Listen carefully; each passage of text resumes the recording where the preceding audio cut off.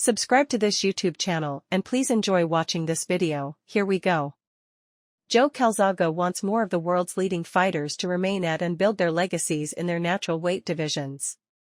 The 51-year-old recently celebrated 15 years in retirement, having last fought when he improved his record to 46-0 with victory over the once great Roy Jones Jr. By the time of that fight at Madison Square Garden in New York, he had established himself as not only the finest super middleweight of his era, but among the finest of all time. Calzaghe's reign as world champion started in 1997 when he won the vacant super middleweight title against Chris Eubank and ended an impressive 10 years later, when after further notable victories over, among others, Robin Reed, Richie Woodhall and Jeff Lacey, against Mikkel Kessler, he unified the titles of the WBA, WBC and WBO.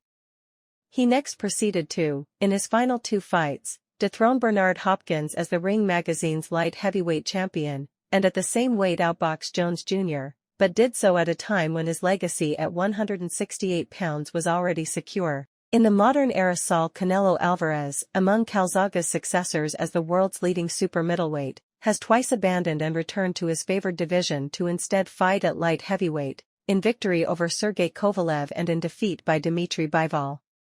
Speculation also persists that in 2024 he will fight Terence Crawford, the world's leading welterweight, at 168 pounds. Crawford, not unlike Alvarez, recently established himself as his division's undisputed champion, but he will be leaving behind a perhaps more essential fight against Jaron Boots Ennis if he moves up. Alvarez also previously defeated Jermall Charlo, who as the undisputed light middleweight champion had the chance to reign as Calzaghe did at super middleweight, but instead chose to fight the Mexican who remains the sport's most lucrative draw. By the time Calzaghe and Hopkins fought in Las Vegas in 2008, the Welshman was no longer capable of safely making the super middleweight limit. At a time when attention is focused on Junto Nakatani's attempts to become a champion in a third weight division, at bantamweight against Alexandro Santiago, and Nakatani's compatriot Naoya Inoue, a four-division champion, has spoken of his plans to remain and reign at super bantamweight. Calzaghe said, "I stayed at super middleweight for 14 years. I killed myself to stay at super middleweight. I'm going to be biased. But, before, in 2006 beating Lacey, I was struggling, and there was a possible fight at light heavyweight. In 2005, I'd had a couple of not great performances against Glenn Johnson. He was light heavyweight champion, and it's mad how things work. I was going to fight him, because a fighter called Mario Velt, who I, in 2001, knocked out in the first round was mandatory. He became #1 challenger, for a rematch in 2005. I remember Frank Warren, my promoter, saying Sky wouldn't buy that fight, there's no money in it, so I was going to fight Glenn Johnson. But I got injured again, the fight didn't happen, I stayed at super middleweight, and the gentleman that won the purse bid actually paid a load of money for the rematch with Velt, so I was pretty happy and went over and beat him in 5 rounds, although it wasn't televised over here, in the UK. The year after that, the career-defining Lacey fight came along. But it's crazy what would have happened. I might have stepped up to light heavyweight. Being injured was probably a good thing, because everything took off as a super middleweight after that, my legacy as a super middleweight. I could have moved up in weight, won that fight and gone back in weight, but legacy-wise, me staying at that weight and winning all the belts. I'm old school.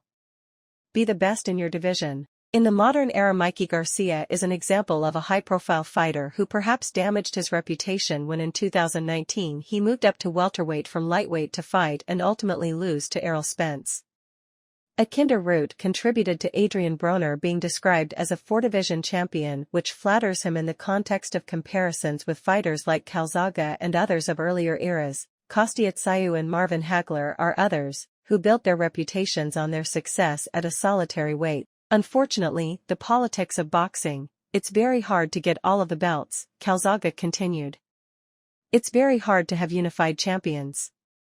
That's the only thing I dislike about boxing. In this day and age, you've got fighters avoiding each other. The heavyweights are a prime example. It's all about the money. You've got Anthony Joshua, Alexander Usyk, Deontay Wilder and Tyson Fury. Why are them guys not fighting each other? It frustrates me as a boxing fan. Fucking just get them in the ring. They're avoiding each other to make paydays with other people and fight other people, but I think that's just the way it is now. There's so much money involved. I didn't have that situation when I was fighting.